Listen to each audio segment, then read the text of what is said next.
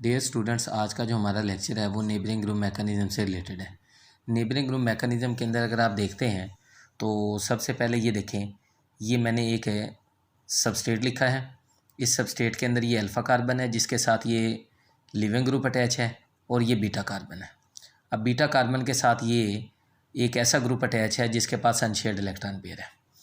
अब होता क्या है कि ये जो बीटा कार्बन पर अटैच्ड ग्रुप है जिसके पास अनशेयर्ड इलेक्ट्रॉन पेयर है, ये अल्फ़ा कार्बन पर अटैक करता है और ये लिविंग ग्रुप लीव कर जाता है और ये इंटरमीडिएट बन जाता है, जो कि हमारे पास 3 मेंबर रिंग की फॉर्म में रिप्रेजेंट मैंने किया है। अब ये जो 3 मेंबर रिंग की फॉर्म में इंटरमीडिएट को रिप्रेजेंट किया, सेकंड स्टेप के अंदर ये जो अटैकिंग न्यूक्लियोफाइल है ये अटैक करता है अल्फ़ा कार्बन पर जिससे लिविंग ग्रुप ने लीव किया था, और ये दोबारा जो है जो कि बीटा कार्बन पर अटैच्ड ग्रुप था जिसके पास अनशेयर्ड इलेक्ट्रॉन पेयर है, इसको ये पुश कर देता है। जब ये इसको पुश करता है तो इसके नतीजे में ये वाला हमारे पास प्रोडक्ट आ जाता है। यानी जब ये वाला प्रोडक्ट हमारे पास आता है तो यहाँ पर 2 चीज़ें हमारे सामने आती हैं। अब क्वेश्चन ये राइज होता है कि नेबरिंग ग्रुप मैकेनिज़्म क्यों ऑपरेट होता है, नेबरिंग ग्रुप मैकेनिज़्म को स्टडी करने की ज़रूरत क्यों पेश आई। तो उसकी 2 रीज़न्स थी। एक रीज़न तो ये थी कि जो रेट ऑफ रिएक्शन होता है ये ग्रेटर होता है देन द एक्सपेक्टेड वन, और दूसरे नंबर पे जो कन्फिग्रेशन है वो इन्वर्ट नहीं होती, यानी कन्फिग्रेशन इज़ नॉट इन्वर्टेड। यानी आप कह सकते हैं कि नेबरिंग ग्रुप मैकेनिज़्म जो है ये ऑपरेट होता है बेसिकली जो कि बीटा कार्बन पर अटैच्ड ग्रुप होता है और जिसके पास अनशेयर्ड इलेक्ट्रॉन पेयर होता है। और जब बीटा कार्बन पर अटैच्ड ग्रुप हो और उसके पास अनशेयर्ड इलेक्ट्रॉन पेयर हो और वो अल्फ़ा कार्बन पर अटैक करे और लिविंग ग्रुप को लीव कराए, इस तरह का जो मैकेनिज़्म होता है वो नेबरिंग ग्रुप मैकेनिज़्म कहलाता है। या दूसरे लफ्ज़ों में ये कह सकते हैं कि neighbouring group mechanism operate due to the presence of a group attached to the beta carbon which contains unshared electron pair and which has the ability to remove the leaving group from the alpha carbon। अब ये जो mechanism होता है इसे हम neighbouring group mechanism का नाम देते हैं। इसके अलावा इसकी ज़रूरत क्यों पेश आई, क्योंकि जब मुख्तलिफ रिएक्शंस को परफॉर्म किया गया, एक्सपेरिमेंट्स परफॉर्म किए गए, तो वहाँ पर 2 चीज़ें नोट की गई जैसा कि मैंने मेंशन की हैं। एक ये कि रेट ऑफ रिएक्शन जो है ये ग्रेटर होता है than the expected one, SN2 reaction की निस्बत इसका रेट ऑफ रिएक्शन ग्रेटर होता है। दूसरे नंबर पे जो कन्फिग्रेशन है इज़ नॉट इन्वर्टेड, यानी इसके अंदर जो कन्फिग्रेशन है उसकी इन्वर्जन नहीं होती, बल्कि जो ओरिजिनल कन्फिग्रेशन होती है वो रिटेन्ड होती है, जैसा कि आप इस प्रोडक्ट में देख सकते हैं। अब तीसरे नंबर पे जब इसका हमने रिएक्शन का रेट देखा तो रिएक्शन काइनेटिक्स के मुताबिक इसको डिस्कस किया तो पता चला कि ये 2 बेसिकली मालिक्यूल जो हैं इसके रेट डिटर्मिनिंग स्टेप में इन्वॉल्व थे। तो जब 2 मालिक्यूल्स इसके रेट डिटर्मिनिंग स्टेप में इन्वॉल्व थे तो हमने कहा कि ये मैकेनिज़्म जो है SN2 मैकेनिज़्म के तहत ऑपरेट हो रहा है। एक जनरल सी हमारी ऑब्जर्वेशन थी। अगर SN2 मैकेनिज़्म के तहत ये रिएक्शन ऑपरेट होता तो इसका मतलब है कि कन्फिग्रेशन में इन्वर्जन होनी चाहिए थी, लेकिन यहाँ पर कन्फिग्रेशन रिटेन्ड है, यानी जो ओरिजिनल कन्फिग्रेशन है वही अटेंड हो रही है। जब फिर एक्सपेरिमेंट्स परफॉर्म किए गए तो हमें पता चला कि ये एक ऐसा रिएक्शन है जो कि 2 स्टेप में मुकम्मल होता है, ये स्टेप 1 और ये स्टेप 2। स्टेप 1 जो है यहाँ पर फास्ट है और स्टेप 2 जो है यहाँ पर स्लो है। और आपको पता है जब रिएक्शन एक से ज़्यादा स्टेप में मुकम्मल हो तो जो स्लोएस्ट स्टेप होता है वो रेट डिटर्मिनिंग स्टेप होता है। अब ये जो स्लोएस्ट स्टेप है, ये स्लोएस्ट स्टेप क्यों है सेकेंड स्टेप, उसकी रीज़न जो है वो हम एक्सप्लेन कर सकते हैं on the basis of entropy. तो अगर आप देखें, आप लोगों ने पढ़ा है कि एंट्रोपी जो है this is the measure of disorderness और द रैंडमनेस, और आपको पता है कि एंट्रोपी जब इंक्रीज़ होती है तो रिएक्शन स्पॉन्टेनियस होता है। अब अगर आप पहले स्टेप में देखें तो रिएक्टेंट की साइड पर 1 मालिक्यूल है जबकि प्रोडक्ट की साइड पर 2 मालिक्यूल्स हैं, यानी इसके अंदर लिविंग ग्रुप भी आ जाता है। पहले स्टेप के अंदर एंट्रोपी इंक्रीज़ हो रही है तो जिसकी वजह से रिएक्शन का रेट भी इंक्रीज़ हो रहा है। दूसरे स्टेप में अगर आप गौर करें तो 2 मालिक्यूल रिएक्टेंट साइड पर इन्वॉल्व हैं और 1 मालिक्यूल प्रोडक्ट साइड पर इन्वॉल्व है, तो यहाँ पर एंट्रोपी डिक्रीज़ हो रही है। और जब एंट्रोपी डिक्रीज़ होती है तो रिएक्शन का रेट भी डिक्रीज़ होता है। इसका मतलब है कि second step is the slowest step, और जितने मालिक्यूल्स इसके आप कह सकते हैं इस स्टेप में इन्वॉल्व होंगे अमंग द रिएक्टेंट साइड, उनके ऊपर रेट ऑफ रिएक्शन डिपेंड करेगा। जैसा कि 2 मालिक्यूल्स इसके अंदर इन्वॉल्व हैं इसलिए इसका रिएक्शन का रेट भी इन दोनों मालिक्यूल्स की कंसंट्रेशन पर डिपेंड कर रहा है। चाहे आप न्यूक्लियोफाइल की कंसंट्रेशन को इंक्रीज़ करें या इस इंटरमीडिएट की कंसंट्रेशन को इंक्रीज़ करें, दोनों सूरतों में रिएक्शन का रेट इंक्रीज़ हो जाता है। अब हमें पता चला SN2 मैकेनिज़्म और नेबरिंग ग्रुप मैकेनिज़्म में फ़र्क क्या है। दोनों में डिफरेंस सिर्फ ये है कि SN2 मैकेनिज़्म में जो है बेसिकली कन्फिग्रेशन में इन्वर्जन होती है, जबकि नेबरिंग ग्रुप मैकेनिज़्म में कन्फिग्रेशन में इन्वर्जन नहीं होती। और सिमिलैरिटी क्या है? सिमिलैरिटी रेट ऑफ रिएक्शन से रिलेटेड है, क्योंकि बेसिकली दो मालिक्यूल्स ही आप कह सकते हैं रेट डिटरमिनिंग स्टेप में इन्वॉल्व होते हैं SN2 मैकेनिज़्म में, और नेबरिंग ग्रुप मैकेनिज़्म में भी दो मालिक्यूल्स इन्वॉल्व होते हैं। अब क्वेश्चन ये राइज होता है कि अब हम कैसे इस बात को अंडरस्टैंड करेंगे कि रिएक्शन जो है, अब हमने ये देखना है कि कौन से फैक्टर्स हैं जो कि नेबरिंग ग्रुप मैकेनिज़्म को अफेक्ट करते हैं। अब जैसा कि मैंने एग्जांपल नंबर 1 में अगर आप देखें तो यहाँ पर मैंने ये इथाइल ब्रोमाइड की एग्जांपल ले ली, CH2Br, ये CH3 सिंगल बॉन्ड CH2Br। अब यहाँ पर आप देखें ये अल्फ़ा कार्बन है और ये बीटा कार्बन है। अब बीटा कार्बन के पास है ये बेसिकली हाइड्रोजन अटैच है, ये भी हाइड्रोजन अटैच है और ये भी हाइड्रोजन अटैच है। अब जो हाइड्रोजन है इसके पास अनशेयर्ड इलेक्ट्रॉन पेयर नहीं है, और जब इसके पास अनशेयर्ड इलेक्ट्रॉन पेयर नहीं है तो ये बेसिकली अल्फ़ा कार्बन पर अटैक करने की एबिलिटी नहीं रखता। जब ये अल्फ़ा कार्बन पर अटैक नहीं करेगा तो ये लीविंग ग्रुप भी लीव नहीं करेगा। अब इस रिएक्शन को हम परफॉर्म करते हैं SN2 मैकेनिज़्म के साथ, क्योंकि ये प्राइमरी अल्काइल हैलाइड है और इसका हम रेट ऑफ रिएक्शन डिटरमिन कर लेते हैं। और जब इस रिएक्शन के हम रेट को डिटरमिन करते हैं तो हमें पता चलता है कि ये SN2 मैकेनिज़्म के साथ ऑपरेट हो रही है, और दूसरे नंबर पे इसके अंदर कन्फिग्रेशन में इन्वर्जन भी हो रही है। अब हमने इस तरह किया कि मॉलिक्यूल वही था, लेकिन यहाँ पर बीटा कार्बन पर हाइड्रोजन को हमने रिप्लेस कर दिया हाइड्रोक्सिल ग्रुप से। अब इसके पास ये अनशेयर्ड इलेक्ट्रॉन पेयर है। अब ये जो है इसके ऊपर अटैक कर सकता है और ये इसे लीव करवा सकता है। जब ये इस पर अटैक करेगा और इसे लीव कराएगा तो साफ ज़ाहिर है ये बीटा कार्बन पर अटैच्ड ग्रुप की वजह से ये बेसिकली ब्रोमाइड आयन यहाँ से लीव कर रहा है, लीविंग ग्रुप लीव कर रहा है। तो हम ये कहते हैं कि ये जो बीटा कार्बन पर अटैच्ड ग्रुप है जिसके पास अनशेयर्ड इलेक्ट्रॉन पेयर है, ये एंकीमेरिक असिस्टेंस शो कर रहा है। एंकीमेरिक असिस्टेंस का मतलब यही होता है कि बेसिकली ये हेल्प करता है रिमूव करने में लीविंग ग्रुप को, या लीविंग ग्रुप को लीव करने में बीटा कार्बन पर अटैच्ड ग्रुप जिसके पास अनशेयर्ड इलेक्ट्रॉन पेयर है वो हमारी हेल्प करता है। अब यहाँ पर इसका मतलब ये हुआ कि अगर हमने किसी भी प्राइमरी अल्काइल हैलाइड को SN2 मैकेनिज़्म की बजाय हमने उसको नेबरिंग ग्रुप मैकेनिज़्म के साथ ऑपरेट कराना हो तो हमें बीटा कार्बन पर ऐसा ग्रुप अटैच करना होगा जिसके पास अनशेयर्ड इलेक्ट्रॉन पेयर हो, या दूसरे लफ्ज़ों में अगर हमने रिएक्शन के रेट को इंक्रीज़ करना हो देन द एक्सपेक्टेड वन।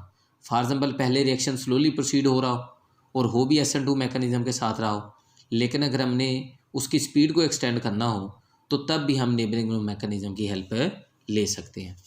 अब दूसरी बात इसके अंदर जो आप लोगों ने याद रखनी है, ये मैंने एग्जांपल लिखी। अगर इस एग्जांपल पर आप गौर करें तो ये देखें, ये 1 2 3 4, तो ये 2 ब्रोमो 3 हाइड्रोक्सी ब्यूटेन है।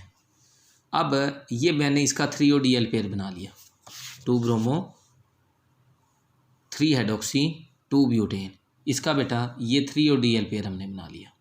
जब इसको हमने HBr के साथ ट्रीट किया तो यहाँ पर भी बेसिकली हमारे पास DL पेयर ही बना, लेकिन यहाँ पर हमने जो हाइड्रोक्सिल ग्रुप था उसको ब्रोमीन के साथ हमने रिप्लेस कर दिया, तो ये हमारे पास 2,3 डाई ब्रोमो ब्यूटेन आ गया DL पेयर। यानी इसका मतलब ये हुआ कि यहाँ पर अगर DL पेयर ही स्टार्टिंग मटीरियल था तो हमारे पास जो प्रोडक्ट था वो भी DL पेयर ही बना, यानी ये DL पेयर स्टार्टिंग मटीरियल था और ये हमारे पास DL पेयर में ही प्रोडक्ट हमारे पास भी DL पेयर बना। अब क्वेश्चन ये राइज हुआ कि ये तो ऑप्टिकली एक्टिव नहीं होगा, क्योंकि DL पेयर है इसके अंदर 50% डेक्स्ट्रो होगा और 50% लीवो होगा। यानी अगर DL पेयर स्टार्टिंग मटीरियल लेते हैं तो DL पेयर ही बना। तो इसको अंडरस्टैंड करने के लिए हमने इसकी इंटरमीडिएट को चेक किया। अब अगर आप देखें यहाँ पर है, ये मैंने इसका इंटरमीडिएट बनाया। अगर इस इंटरमीडिएट को आप देखें तो ये इंटरमीडिएट सिमेट्रिकल है। सिमेट्रिकल क्यों है? क्योंकि ये जो अल्फ़ा कार्बन था इस पर एक हाइड्रोजन अटैच है और एक मिथाइल ग्रुप अटैच है। ये जो बीटा कार्बन है इधर भी एक हाइड्रोजन अटैच है और एक मिथाइल ग्रुप अटैच है। जब इंटरमीडिएट सिमेट्रिकल बनता है तो ज़रूरी नहीं होता कि हमारे पास जो प्रोडक्ट बने जिस साइड से लीविंग ग्रुप ने लीव किया हो उसी साइड पर अटैकिंग न्यूक्लियोफाइल ही आकर अटैक करे। इसको हम एक एग्जांपल से रिप्रेजेंट करते हैं। ये देखें स्टूडेंट्स, अगर ये देखें ये डीएल पेयर था हमारे पास, अब ये हमारे पास अटैकिंग न्यूक्लियोफाइल है। अब एक तो इसके पास ऑप्शन ये थी कि इसने ये इधर अटैक किया और ये इधर से इधर लीव कर गया, और ये वाला जो हमारे पास है जो प्रोडक्ट था उसी तरह ये बन गया। ये हमारे पास देखिए अटैकिंग न्यूक्लियोफाइल इधर आ गया, और ये लिविंग ग्रुप जो था जो हमारे पास है आप कह सकते हैं नेबरिंग ग्रुप था, वो अपनी पहली जगह पे चला गया। अब दूसरी पॉसिबिलिटी इसके अंदर ये थी कि अगर ये देखें अब जो अटैकिंग न्यूक्लियोफाइल है, ये वाला जो अटैकिंग न्यूक्लियोफाइल है, इसने बीटा अल्फ़ा कार्बन पर अटैक नहीं किया और जिधर से लिविंग ग्रुप ने लीव किया था, बल्कि इसने बीटा कार्बन पर अटैक कर दिया। और जब इसने बीटा कार्बन पर अटैक किया तो ये हमारे पास प्रोडक्ट बन गया। जब ये वाला हमारे पास प्रोडक्ट बना तो इसका मतलब ये था कि हमारे पास ये डीएल पेयर की फॉर्म में आ गया। किस फॉर्म में आ गया? डीएल पेयर की फॉर्म में आ गया। जब ये डीएल पेयर की फॉर्म में आया तो इसका मतलब ये था कि जब तक हमारे पास सबस्ट्रेट यानी इंटरमीडिएट सिमेट्रिकल होगा तो हमारे पास डीएल पेयर ऑब्टेन होंगे। अब हमने ये देखना है कि रीअरेंजमेंट कब होती है। अब रीअरेंजमेंट के लिए ये मैंने एक एग्जांपल चूज़ की। अगर यहाँ पर आप देखें तो ये जो सबस्ट्रेट था ये सिमेट्रिकल नहीं था। यहाँ दोनों ये मिथाइल ग्रुप अटैच है, ये लिविंग ग्रुप अटैच है, ये भी मिथाइल ग्रुप है और ये भी मिथाइल ग्रुप है। इसके साथ इधर एक मिथाइल ग्रुप और एक हाइड्रोजन है, और ये हमारे पास है एक ऐसा ग्रुप है जिसके पास अनशेयर्ड इलेक्ट्रॉन पेयर है या जो नेबरिंग ग्रुप की एबिलिटी रखता है, यानी जो अल्फ़ा कार्बन पर अटैक करने की एबिलिटी रखता है। अगर आप आ जाए इस तरफ तो ये गौर से देखें तो यहाँ पर ये इंटरमीडिएट बन गया। अब ये जो अटैक था अटैकिंग न्यूक्लियोफाइल का, ये उस कार्बन पर नहीं हुआ जिधर से लिविंग ग्रुप ने लीव किया था, बल्कि ये नेक्स्ट बीटा कार्बन पर इसने अटैक किया, और बीटा कार्बन पर जब इसने अटैक किया तो यहाँ पर जो प्रोडक्ट था वो ये वाला बन गया। अब क्वेश्चन ये राइज हुआ कि ये बीटा कार्बन पर इसने क्यों अटैक किया। अब जो एंकीमेरिक असिस्टेंट जो ग्रुप प्रोसीड कर रहा था वो भी जो है आप कह सकते हैं कि उसको भी ये जो है उसने भी अपनी पोजीशन को चेंज कर लिया। अब जब उसने भी अपनी पोजीशन को चेंज कर लिया तो ये किस वजह से हुआ? ये बेसिकली स्टेरिक इंडेंस की वजह से हुआ। ये मैंने यहाँ पे शो किया है कि बेसिकली ये जो कार्बन था बीटा कार्बन था, यहाँ पर स्टेरिक इंडेंस कम थी और अल्फ़ा कार्बन पर स्टेरिक इंडेंस ज़्यादा थी। जब अल्फ़ा कार्बन पर स्टेरिक इंडेंस ज़्यादा थी, बीटा पर कम थी, तो अटैकिंग न्यूक्लियोफाइल ने बीटा कार्बन पर आकर अटैक किया। एक तो इसके अंदर ये पॉसिबिलिटीज़ होती हैं जो आप लोगों ने अंडरस्टैंड करनी है।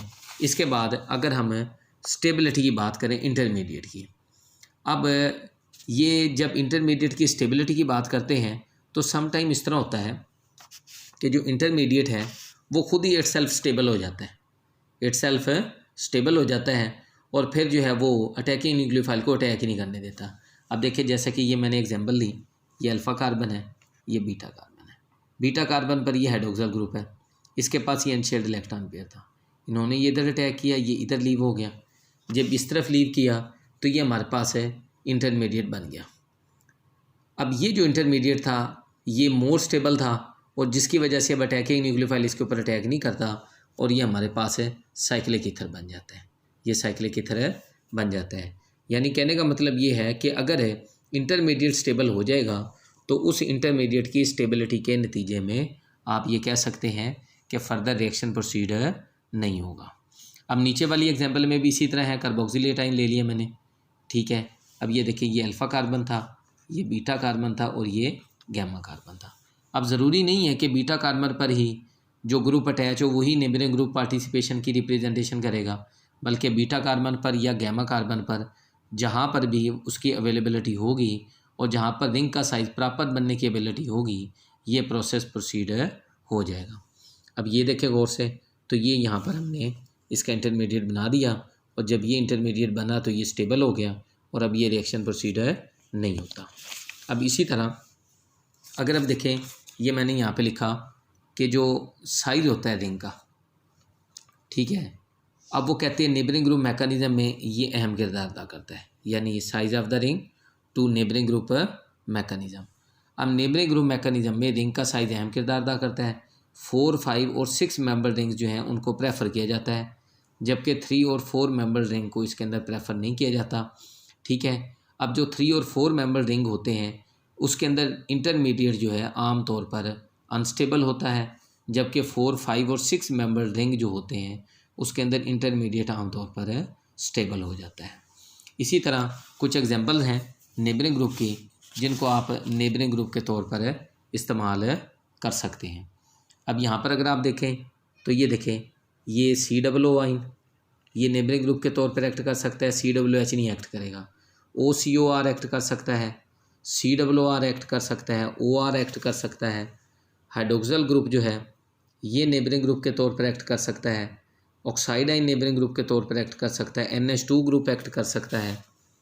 इसी तरह NHR ये सारे ग्रुप्स हैं। NR2 एक्ट कर सकता है और NHCOR एक्ट कर सकता है और SH ग्रुप एक्ट कर सकता है, थायोल जिसे कहते हैं, ये अल्काइल थायोल एक्ट कर सकता है। सल्फाइड ग्रुप एक्ट कर सकता है, ब्रोमीन, आयोडीन, लेकिन क्लोरीन जो है वो नेबरिंग ग्रुप के तौर पर एक्ट नहीं कर सकता। अब यहाँ पर अगर आप गौर करें तो जो फिनाइल ग्रुप है ये भी नेबरिंग ग्रुप के तौर पर एक्ट करता है। हालांकि जो फिनाइल ग्रुप है इसके पास अनशेयर्ड इलेक्ट्रॉन पेयर नहीं है, लेकिन ये जो p ऑर्बिटल में इसका पाई इलेक्ट्रॉनिक क्लाउड है ये नेबरिंग ग्रुप के तौर पर एक्ट करता है। अब ये देखें, ये अल्फ़ा कार्बन है और ये बीटा कार्बन है। अब ये अटैक हुआ इस तरफ और ये शिफ्ट हो गया, और जब ये शिफ्ट हुआ तो ये हमारे पास इंटरमीडिएट बन गया और इसी तरह इसके कंट्रीब्यूटिंग स्ट्रक्चर पॉसिबल होते हैं। अब लेकिन याद रखना है कि जो फिनाइल ग्रुप है, ये वाला जो फिनाइल ग्रुप है, इसकी इंपॉर्टेंस उस वक्त बढ़ जाती है जब इसकी पैरा पोजीशन पर हाइड्रोक्सिल ग्रुप अटैच हो जाए। जब इसकी पैरा पोजीशन पर हाइड्रोक्सिल ग्रुप अटैच हो जाए, यानी उसके अंदर ऑक्साइड आयन। अब ये देखें, ये हमने पैरा पोजीशन पर ये हाइड्रोक्सिल ग्रुप था, उसके अंदर से प्रोटॉन को रिमूव कर लिया, इसके ऊपर ये नेगेटिव चार्ज आ गया। अब ये हेल्प करता है ये अल्फ़ा कार्बन पर जिसके साथ ये ग्रुप अटैच है, लीविंग ग्रुप अटैच है, उसको रिमूव करने में। ये देखें, ये इलेक्ट्रॉन पेयर इस तरफ आ गया, ये इलेक्ट्रॉन पेयर इधर आ गया, ये अटैक इस तरफ हो गया और ये यहाँ से हमने लीव करा दिया। जब ये यहाँ से लीव कराया तो ये हमारे पास है जो स्टेबल प्रोडक्ट था, ये इंटरमीडिएट हमारे पास एक किस्म का ये हासिल हुआ। अब यहाँ पर अगर आप गौर करें, ये 3 मेंबर रिंग बन गया, 1 2 3, और आपको पता है इसके अंदर स्टीरिक इंडेंस बहुत ज़्यादा है। स्टीरिक इंडेंस ज़्यादा होने की वजह से अब इसके ऊपर जो अटैकिंग न्यूक्लियोफाइल है, जैसा कि ये एथॉक्साइड आइन है, OET भी इसको रिप्रेजेंट करते हैं, इसको मैंने इस पर अटैक कराया। जब इस पर अटैक कराया तो ये वाला हमारे पास प्रोडक्ट बन गया और ये जो प्रोडक्ट था ये ज़्यादा स्टेबल था, ये ज़्यादा स्टेबल था। इसी तरह आखिरी बात आज के लेक्चर की, जो फिनाइल ग्रुप होता है और इसी तरह कार्बन कार्बन डबल बॉन्ड, अगरचे इनके पास जो है अनशेयर्ड इलेक्ट्रॉन पेयर नहीं होता, यानी फिनाइल ग्रुप के पास और कार्बन कार्बन डबल बॉन्ड के पास। ये देखें, ये हमने फिनाइल ग्रुप बना दिया, ये यहाँ से कोई भी इसका हाइड्रोजन रिप्लेस हो जाएगा, ये कोई भी, या इसको आप रिप्रेजेंट कर सकते हैं C6H5 के साथ, ठीक है जी। और या आप कह सकते हैं ये जो कार्बन कार्बन डबल बॉन्ड है, दोनों सिचुएशन में इनके पास अनशेयर्ड इलेक्ट्रॉन पेयर नहीं है, लेकिन क्योंकि इनका जो पाई इलेक्ट्रॉनिक क्लाउड है, p ऑर्बिटल में ये इलेक्ट्रॉन पेयर अवेलेबल होता है और ये नेबरिंग ग्रुप के तौर पर एक्ट करने की एबिलिटी रखता है। अब ये दोबारा मैं आपको एक दफ़ा सारा ये रिवाइज़ कर दूं कि बेसिकली मैं फिर आपको एक दफ़ा समझा दूं कि ये जो नेबरिंग ग्रुप मैकेनिज़्म है ये है क्या। आपने ये पहले रिएक्टेंट को गौर करना है। ये देखिए, ये अल्फ़ा कार्बन है, ये बीटा कार्बन है। बीटा कार्बन पर जो अटैच्ड ग्रुप हो और उसके पास अगर अनशेयर्ड इलेक्ट्रॉन पेयर हो तो ये अल्फ़ा कार्बन पर अटैक करने की एबिलिटी रखता है और लीविंग ग्रुप को लीव कराने की एबिलिटी रखता है। जब वो लीविंग ग्रुप को लीव करा दे तो ये जो मैकेनिज़्म ऑपरेट होगा इसे हम नेबरिंग ग्रुप मैकेनिज़्म कहते हैं। और बेसिकली इसमें 2 कंसेक्टिव SN2 मैकेनिज़्म ऑपरेट होते हैं। पहले स्टेप में नेबरिंग ग्रुप अटैक करता है बैक साइड से, लीविंग ग्रुप लीव करता है, तो ये जो कन्फिग्रेशन है ये इन्वर्टेड कन्फिग्रेशन आ जाती है। जबकि दूसरे स्टेप के अंदर अगर आप गौर करें, ये जो अटैकिंग न्यूक्लियोफाइल है ये अटैक करता है अपोजिट साइड से और ये जो है दोबारा अपनी पहली पोजीशन पर चला जाता है। यानी दूसरे स्टेप में भी इन्वर्जन होती है कन्फिग्रेशन की, लेकिन ओवरऑल अगर दोनों स्टेप को देखा जाए तो कन्फिग्रेशन रिटेन्ड हो जाती है। तो ये जो मैकेनिज़्म है जिसके अंदर 2 स्टेप्स हों और दोनों SN2 मैकेनिज़्म के साथ ऑपरेट हो रहे हों, उसे हम नेबरिंग ग्रुप मैकेनिज़्म का नाम देते हैं। और फ़र्क ये होता है SN2 रिएक्शन की निस्बत नेबरिंग ग्रुप मैकेनिज़्म का कि नेबरिंग ग्रुप मैकेनिज्म के अंदर रिएक्शन का रेट जो है वो फास्टर होता है देन द एक्सपेक्टेड वन, और दूसरे नंबर पे कन्फिग्रेशन में इन्वर्जन नहीं होती। तो ये दो मेन पॉइंट्स होते हैं जो कि नेबरिंग ग्रुप मैकेनिज्म को अंडरस्टैंड करने में हमारी हेल्प करते हैं।